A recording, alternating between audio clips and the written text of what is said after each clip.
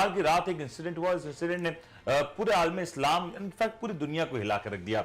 इस इतवार की रात एक इस तरह की खबर सामने आई कि ईरानी सदर इब्राहिम रईसी, जो कि एक हेलीकॉप्टर के साथ जा रहे, हेलीकॉप्टर में सवार थे और वो जा रहे थे कुछ मामलात के हवाले से, वो उनके हमरा उनके फॉरेन मिनिस्टर आमिर अब्दुल्ला और उनके साथ 6 और साथी एक हेलीकॉप्टर क्रैश में शहीद हो गए।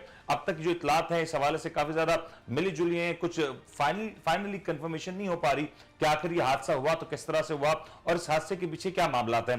यह हादसा इस एतबार से भी काफी ज्यादा अहमियत का हामिल है क्योंकि ईरानी सदर का इन हालात में जब यह देखा जा रहा है कि ईरान इस्राइल के साथ, पूरी दुनिया के साथ, खासतौर पर यूएसए के साथ उनके जो मामलात हैं वो कुछ मुख्तलिफ हैं, साथ साथ ईरान का पाकिस्तान और हिंदुस्तान के हवाले से जो पॉलिसी है वो भी काफी ज्यादा वाज़ेह है। इस सारे माहौल में इस तरह के इंसिडेंट के क्या असरात होंगे आलमी दुनिया पे, अक़वाम आलम और पाकिस्तान इस सारे इंसिडेंट को किस अंदाज से देख रहे हैं और इसके बाद आगे क्या होने जा रहा है? क्या इस वाकये की कोई तफ्तीश होगी? क्या ये जो अब तक कहा जा रहा है कि ये जो क्रैश हुआ इसके पीछे गालिबन मौसम की खराबी एक वजह बनी, तो क्या मौसम की खराबी महज इतनी बड़ी वजह थी या एक इकलौती वजह थी जो ये क्रैश इस हवाले से हुआ? साल से प्रोग्राम में गुफ्तगू करेंगे। हमारे साथ ज्वाइन करें, स्टूडियो में हमारे साथ मौजूद हैं हमारे हमरा सीनियर साफी दर्जा निकाल जनाब जहांगीर सैयद साहब, और हम इस्लामाबाद से टेलीफोन लाइन पे ज्वाइन करें जनाब रियाज आजिज साहब जो कि सीनियर साफी हैं, जर्नलिस्ट हैं और खासतौर पर ईरान के मामलों के हवाले से काफी गहरी नजर रखते हैं। रियाज साहब अस्सलाम वालेकुम।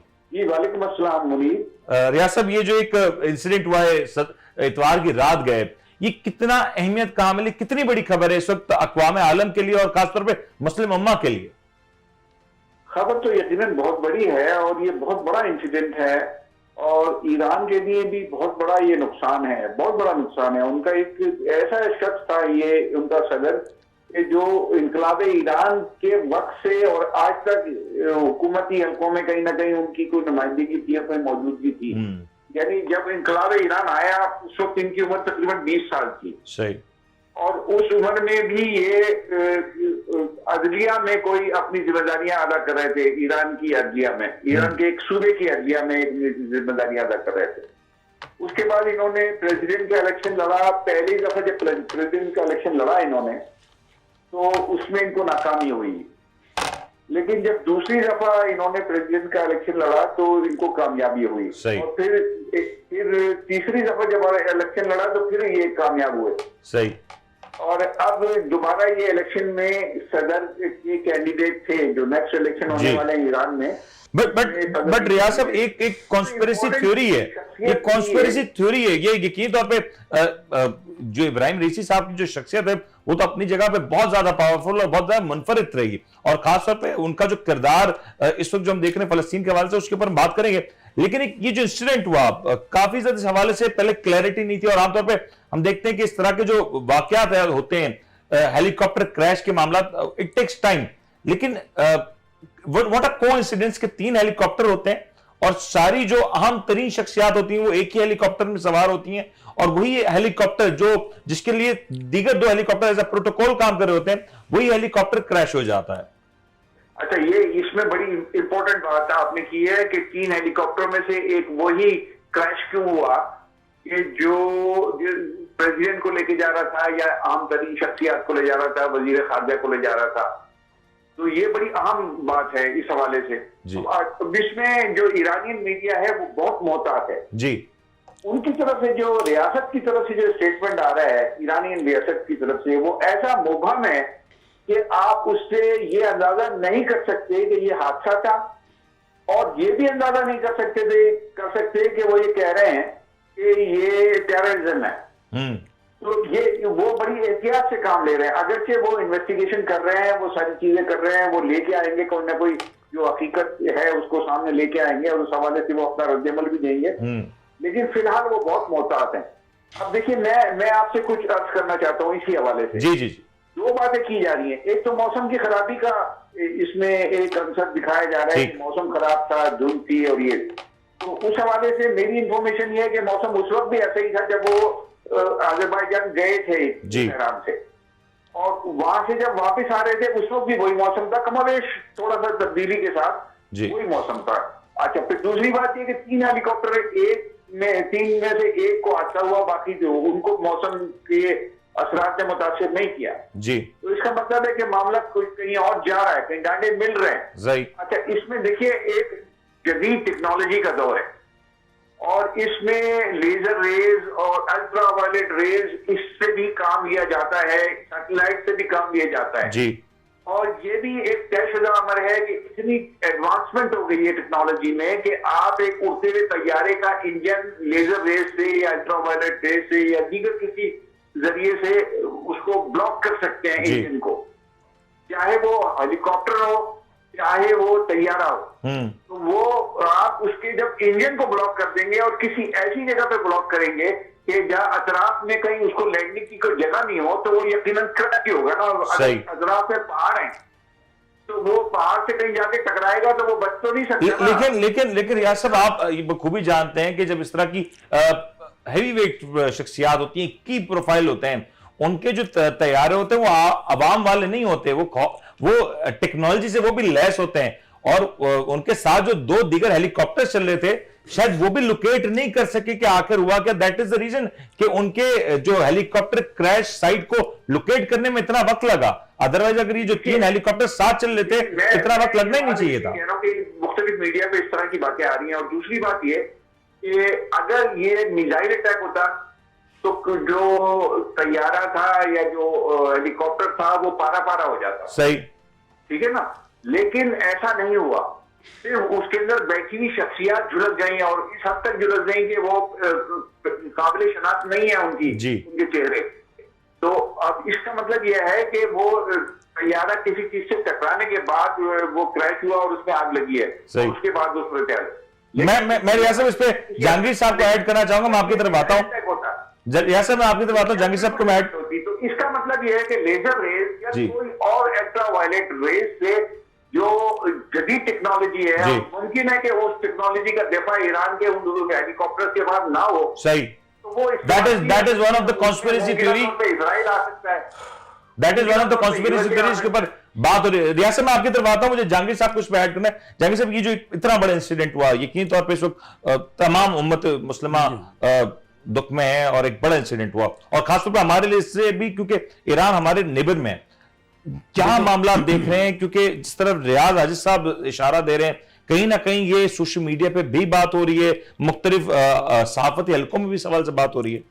रियाज आजिज साहब बड़ी डीप स्टडी है उनकी इस शोबों में कि ममालिक के दरमियान उन्होंने डॉक्यूमेंट्री भी कई बनाई है, उस हवाले से भी उनके रिकॉर्ड पर है।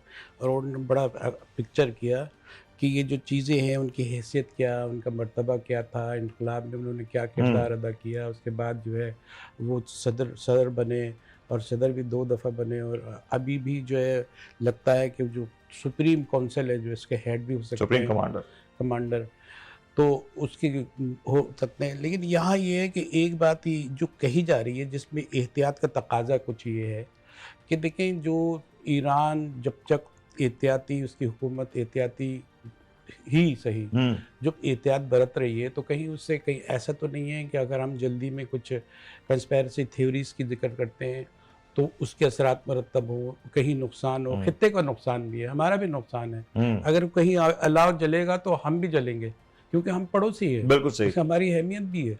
लेकिन इनकी सबसे बड़ी अहम तरीन जो खूबी थी कि ये ऐसा इन्होंने इनकलाबी कदम उठाया था कि कुछ लोगों को इनसे बहुत बड़ा ख़तरा पैदा हो गया था, क्योंकि ईरान जो है वो जो उस पर बाइंडिंग्स लगी हुई हैं, सैंक्शंस लगी हुई हैं, उसके दौरान उन्होंने इतना इनिशिएटिव लिया। और जैसे पाकिस्तान में वो आए और उन्होंने मुआहदे किए, कई चीज़ें की। इस तरह आज़रबाईजान में भी उन्होंने एक्सेस किया, वहाँ डैम का इफ्तिताह किया।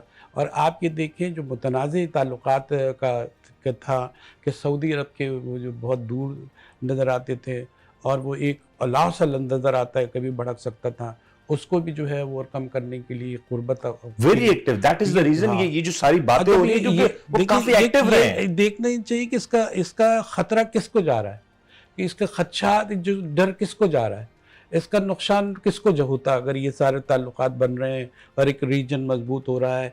चाइना भी उसके करीब है, हो रहा है, वो चाइना से भी दोस्ती कर रहे हैं, रशिया के भी जो ना एक्सिस में है, वो इंडिया के साथ एक बहुत बड़ा मुआहदा भी उन्होंने किया ये तो सारे एमओयूज तो चल रहे हैं जब और ये चीजें काफी जब एग्रेसिव चल नजर रहे आ हैं। रही है तो जब इतना एक्टिव होगा तो वो तो खलेगा किसी को, और जब खलेगा तो वो उसका कोई उनके तरीके आज तक यही जाकिर साहब एक चीज का मुझे बताएं आज कि तक क्या ये हुस्न यही इत्तेफाक तरीके है होते कि इस तरह अगर की अमेरिका ये क्यों प्रोफाइल ना करे, अमेरिका ये क्यों ना करे, यूरोप वाले ये क्यों ना करे, क्यों ना करे, क्योंकि वो जब अभी इसराइल वाले क्यों नहीं करे। अमेरिका ने इंतहा कर दी जो फिलिस्तीन के मामले में जो तबाही फैलाई, अगर अगर एक भी करारदाद मंजूर हो जाती तो शायद कुछ रुक जाता, उसकी इमदाद अगर वो कम कर देता कोई, सही बात। लेकिन उसने कोई एहतियात ज़बानी जमा खर्च के अलावा कुछ नहीं किया, बर्बादी फैलाई। और जो है फिलिस्तीन, अगर फिलिस्तीन की आग भड़कती है तो इसका मतलब ये है कि वो ईरान को भी लेगी, हमें भी लेगी, और इलाके के दूसरे खित्ते उनको भी लेगी। ये महसूस करने की ज़रूरत है कि खित्ते का मसला, ये समझ रहे हैं कि अगर तुम्हारे आग लगी है तो बस ठीक है, तुम्हारी आग है, वो आग कहाँ देखती और है उसमें किसी ईरान ने भी बड़ा की रोल प्ले किया, खासतौर पे फलस्तीन के हवाले से जो कुछ हुआ, ईरानी सदर के जो इसमें स्टेटमेंट्स हैं, फिर यूनाइटेड नेशंस की जो उनकी तकारीर हैं, वो काफी ज्यादा इंपॉर्टेंट रही हैं। कोई एक ऐसी फिगर नहीं है जिसके बारे में इग्नोर किया जा सके। थियरी पर अगर लोग तो मफरूजे पे बात कर रहे हैं, लेकिन जिस तरह की चीज़ें नज़र आ रही हैं उसके बुनियाद पे कोई अगर हम कह रहे हैं, कोई तबसरा करते हैं, तज्जिया करते हैं, तो इसमें साफ नज़र आता है कि कोई ना कोई ऐसा ज़रूर है, पस पर्दा है। और उनकी ज़रूरत ये है कि क्योंकि अगर कोई अगर उनके सदर को मार देंगे तो वो तो ड्यू हो जाता है, उनकी इज्जत नफ्स का मामला होता है रियासत की, उसको बदला लेना होता है, उसके लिए कुछ एहतियाती तदाबीर अगर कर रहे हैं तो वक्त बता देगा। अगर और नेग्लिजेंस के मामला इस स्टेज पे नहीं होते आमतौर पे, ये कोई ऐसी बात नहीं कि जहां पे नेग्लिजेंस की गुंजाइश, क्योंकि एक बहुत ही हाई लेवल सिक्योरिटी प्रोटोकॉल्स को फॉलो किया जा रहा होता है। नहीं, प्रोटोकॉल का देखें, नुक्ताचीनी करने वाले तो कह रहे हैं कि उनके पास हालात ऐसे ख़राब हैं, उनके हेलीकॉप्टर भी बोसीदा हो चुके हैं, ये हो गया, वो हो गया, वो हो गया। लेकिन ये बात ठीक है कि जाहिर है कि सदर जा रहा है तो कोई तैयारा भी उसका जो ना वीआईपी के लिए होगा ना, वीआईपी के लिए होगा, ये अपनी जगह पे। लेकिन मैं ये कह रहा हूँ कि खित्ते को मुतासिर करने के लिए ये वाक़या, अगर ये इसके अंदर हकीकत है कि जिसको नज़रअंदाज भी नहीं किया जा सकता, अगर है तो ये एक नया अलाव जलेगा और दुनिया में कुछ बहुत ही कुछ ये बड़ा तब्दील हो इंपॉर्टेंट सकता पॉइंट है। है। मैं रियाज साहब से इसके ऊपर चाहूंगा इनपुट। रियाज साहब, आवाज आ रही है आपको हमारी? जी जी। रियाज साहब, एक चीज बताएं जो आप भी कह रहे हैं, जहांगीर साहब भी जिस पर निशानदेही कर रहे हैं, ईरान की अगर हम ओवर द ईयर स्ट्रैटेजी देखें तो वो ज्यादा डिले पे बिलीव नहीं करता। अगर इसराइल की तरफ से कभी कुछ हुआ तो ईरान ने फौरी रद्द-ए-अमल दिया, यूएस ने कोई बात की तो ईरान ने फौरी रद्द-ए-अमल दिया। डू यू थिंक ये जो सारे मामले की इन्वेस्टिगेशन है, इस पे ईरान कोई भी ताखीर के बगैर जल्द से जल्द नताइज के ऊपर पहुंचना चाहेगा? नहीं, देखिए, इसमें मैं आपसे गुजारिश करूं, ये जहांगीर सैयद ने जो बातें की हैं वो बड़ी इंपॉर्टेंट है अपनी जगह, लेकिन इसमें जो ये पहलू है कि ईरान रद्द-ए-अमल देगा, तो ईरान रद्द-ए-अमल दे या ना दे, लेकिन उनका, जैसे मैंने कहा कि उनका जो मीडिया है, जो उनकी रियासत है, इस वक्त बहुत एहतियात से काम ले रहे हैं। सही। और उसकी वजह वही है कि जिसकी तरफ जहांगीर सैयद ने इशारा किया कि इस खित्ता पूरी जंग की लपेट में आ जाएगा अगर उन्होंने जल्दबाजी में कोई फैसला करके इसके ऊपर रद्द-ए-अमल दिया। बट रियासत, देयर इज अनदर थिंग ना, कि अगर कोई चीज उनको वहां मिली और ईरानी इंटेलिजेंस वहां पे कोई चीज ऐसी डाइसेक्ट करने में कामयाब हो जाती है और उसमें कहीं ऐसे शवाहिद निकल आते हैं कि इसमें कोई साजिश थी, कोई अटैक था, कोई टेररिज्म था, तो फिर ईरानी अथॉरिटी ज्यादा देर तक होल्ड ऑन नहीं करेंगे, ये आपको भी पता है। नहीं, ईरानी अथॉरिटीज, देखिए, मैं आपको बताऊं कि बहुत सारे ऐसे मौके आए कि जब ईरान ने बहुत ज्यादा जिम्मेदार स्टेट का होने का मुजाहिरा किया और बहुत रेस्ट्रेंट का मुजाहिरा किया है। मैं ये समझता हूं कि ईरान यकीनन अगर किसी नतीजे पे पहुंच गया और उसको ये क्लू मिल गया कि ये एक टेररिस्ट अटैक है, तो वो बहुत ही कामली एंड क्वाइटली इसके ऊपर रद्द-ए-अमल देगा। रद्द-ए-अमल जरूर देगा, लेकिन बड़े जिम्मेदाराना अंदाज से देगा। अब वो बता के देगा, छुपा के देगा, ये तो मुझे नहीं पता। बट अगर रियासत किसी भी तौर पे, जस्ट सपोज, आम बात है, देखिए, जी जी, एक बात जहांगीर सैयद ने की कि ईरान के पास टेक्नोलॉजी बहुत कमजोर है, बहुत कुछ लोग इस तरह की बातें कर रहे हैं। मैं आपसे गुजारिश करूं कि इस वक्त ईरान एडवांसमेंट के एतबार से दुनिया में तेज तरीन तरक्की करने वाला मुल्क है जी, और उसके पास हर किस्म की इक्विपमेंट्स है और खासतौर से दिफाई इक्विपमेंट्स उसके पास बहुत ज्यादा जदीद टेक्नोलॉजी के हैं। मुमकिन है कि वो टेक्नोलॉजी ना हो जो अमेरिका के पास है या सही। इसराइल ने अमेरिका से ली है, लेकिन इस वक्त उसके पास जदीद तरीन टेक्नोलॉजी है। और इस वक्त देखिए, अगर ये बात इससे कनेक्टेड नहीं है, लेकिन फिर भी मैं कह दूं कि अभी गुज़िश्ता दिनों मैंने ईरान के इस्लामाबाद में सफीर का इंटरव्यू किया। इनका नाम है मुकद्दम साहब, अमीरी मुकद्दम साहब, रजा अमीरी मुकद्दम। उन्होंने मुझे बताया ऑफ द कैमरा कि इस वक्त ईरान में एक आदमी भी बेरोजगार नहीं है। आप अंदाजा करें कि जिस मुल्क की मईशत पर पिछले 20 साल 25 साल से मुसलसल दबाव हो और वो पाबंदियों का शिकार हो, तो वहां एक आदमी भी बेरोजगार नहीं, ये कैसे मुमकिन है? कहीं ना कहीं हुकूमत की अच्छी पॉलिसी है, उनकी स्ट्रेटेजी है, पॉलिसी है। वो बड़े तरीके से लेके चल रहे हैं अपने लोगों को, और वो अपने लोगों से कम बहुत ज्यादा मुखलिस है। दाएं बाएं के लोगों से हो या ना हो, लेकिन अपने लोगों से यानी ईरानियन से वो बहुत मुखलिस है। बट रियाज साहब, एक चीज मुझे कंक्लूड कर दें इस हवाले से, सूनर और लेटर इसका तयन तो होना है कि आखिर ये हुआ तो कैसे हुआ। और ईरानी इंटेलिजेंस, मैं यकीन रखता हूं कि इस बात में केपेबल भी हैं कि वो डिग आउट कर जाएंगे कि आखिर मसला क्या हुआ, क्या कोई इंटरनल फ्लॉ था, कोई ऐसा एसओपीज को वॉयलेट किया तो किसने किया, क्या वो किसी की वजह से, क्या किसी की मंशा पे क्या, या फिर जिस तरीके से आप जिस तरफ इशारा कर रहे थे कि कोई ऐसी टेक्नोलॉजी का यूज किया गया जिसके बाइस वही हेलीकॉप्टर क्रैश हुआ जिसमें ईरानी सदर थे। और अगर वो भी होता है तो कहीं ना कहीं ये ईरान इंटरनल भी चेक करेगा कि ये जो इंफॉर्मेशन है ये कैसे लीक हुई। मूविंग फॉरवर्ड, आपको क्या मामला नजर आ रहे हैं, इसके असरात यकीनी तौर पर ईरान रिस्पॉन्स करे ना करे? अगर मुनीर ये दहशतगर्दी का एक्ट है, ये टेररिज्म एक्ट है, और ये टेररिज्म हुआ है, ईरान रद्देमत देगा और उसके असरात पूरे खित्ते पे किसी न किसी शक्ल में जरूर पड़ेंगे। अगरचे मैं ये समझता हूं कि वो रद्देमत बहुत मोहतात और जिम्मेदाराना होगा, लेकिन फिर जब रद्देमत तो रद्देमत होता है ना, और फिर जंग और मोहब्बत में सब जायज है, ये अक्सर लोग कहते हैं। And what should be the position of Pakistan? बहुत सारी चीजों को नहीं देखता है, बहुत सारे उसूलों को नहीं देखता। और पाकिस्तान की इसमें क्या पोजीशन हो सकती है रियासत? बिल्कुल, पाकिस्तान इससे बुरी तरीके से मुतासिर होगा, मुतासिर नहीं बल्कि बुरी तरह मुतासिर होगा, इसलिए कि पाकिस्तान वो मुल्क है इस पूरे खित्ते में जिसकी मईशत इस वक्त ऐसे इश्कोले खा रही है जैसे समंदर में कश्ती। अगर तूफान आ जाए जैसे समंदर में कश्ती इश्कोले खाती है ना, ऐसे मईशत चल रही है। अगर जंग जैसी सूरत हाल लग गई तो सोचिए कि पेट्रोलियम प्राइसेस कहां जाएंगे, और अगर पेट्रोलियम प्राइसेस अप हो गए तो पाकिस्तान की मईशत नंबर 1 वो तबाह हो जाएगी। नंबर 2, इस खित्ते पे असरात जंग के भी पड़ेंगे, यानी यहीं से। और पाकिस्तान को पोजीशन ले सकेगा, यानी ये भी एक बड़ा सवाल है ना कि अगर कोई ऐसा मामला आया तो पाकिस्तान को कहीं ना कहीं कोई पोजीशन भी लेनी पड़ सकती है, और अगर इस तरह की कोई चीज होती है तो फिर वहां पर हमारी क्या डिसीजन मेकिंग हुई, ये एक बड़ा सवाल होगा। पाकिस्तान की पोजीशन तो आज तक देखिए उन्होंने कोई वाज़ेह पोजीशन तो ली नहीं है ना। हाँ। अभी देखिए आप, बट सर, लेकिन अगर आग आपके पड़ोस में लगी हो और वहां पे इतना बड़ा कैओस हो रहा हो तो आपको कहीं ना कहीं तो पोजीशन लेनी पड़ेगी। अगर आप नहीं भी लेंगे तो दबाव होगा आपके ऊपर। देखिए उन घुटनों में दम ही नहीं है कि जिन पे वो खड़े होते हैं। मैं आपको सही बता रहा हूं कि फिर भी पोजीशन लेते हुए कभी यस करेंगे कभी नो करेंगे। सही, इसलिए कि ये डिपेंडेंट कॉम्स जो है, दुनिया की डिपेंडेंट नेशन जो है, वो उसी तरह देख करती है जिस तरह पाकिस्तान करता है।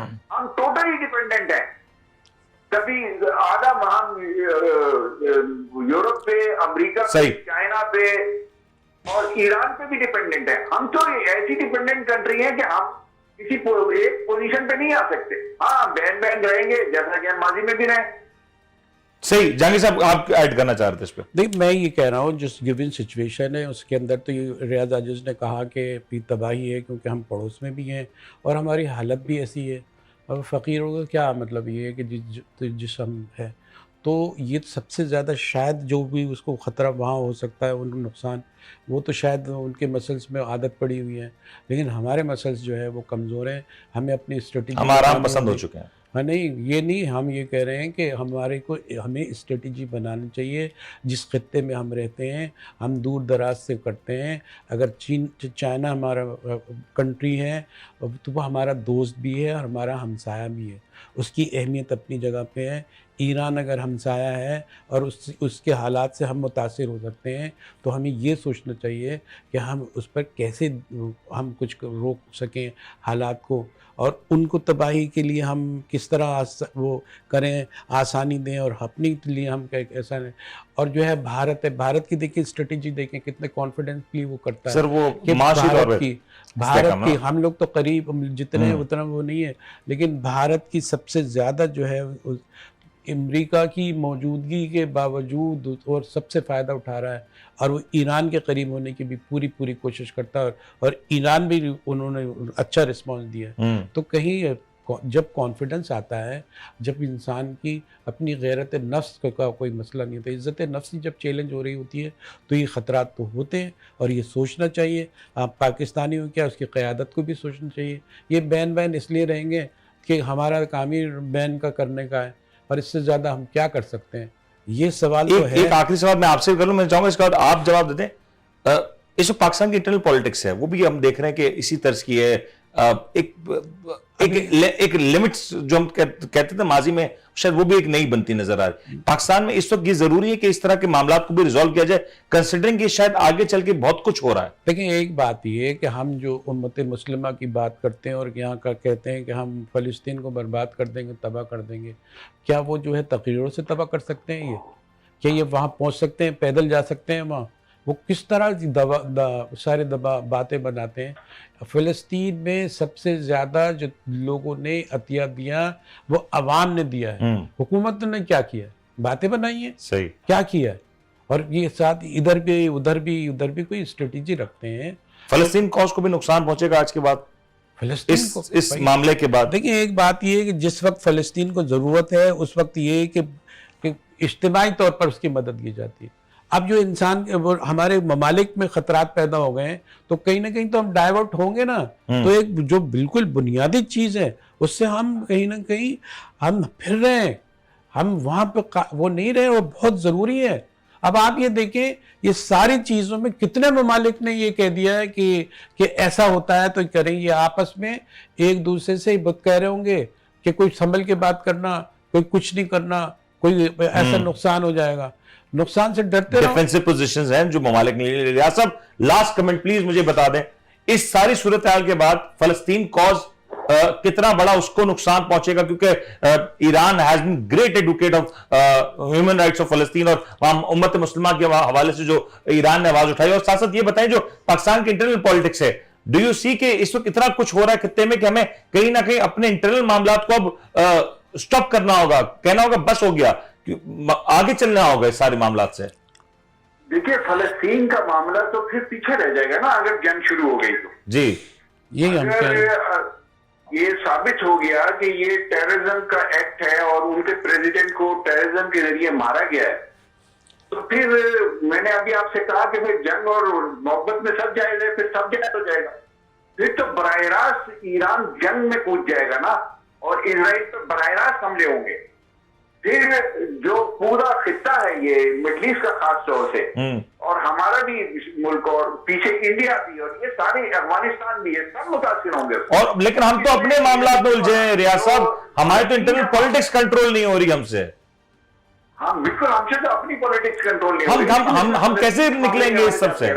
क्या ये सब देखते हुए पाकिस्तान के इंटरनल पॉलिटिशियंस को भी कुछ होश के नाखून लेने चाहिए कि अपने अपने जाती मफादात से बढ़ के कोई फैसला करे? देखिए इससे रिलेट नहीं कर सकते आप, क्योंकि वो बिल्कुल एक अलग मैटर है, और अभी हुआ है, उसको चंद घंटे गुजरे हैं जी, 25-30 घंटे गुजरे हैं उस एक वाक़े को। अब इस वाक़े को सामने रख के वो अपनी कोई नई पॉलिसी बनाए।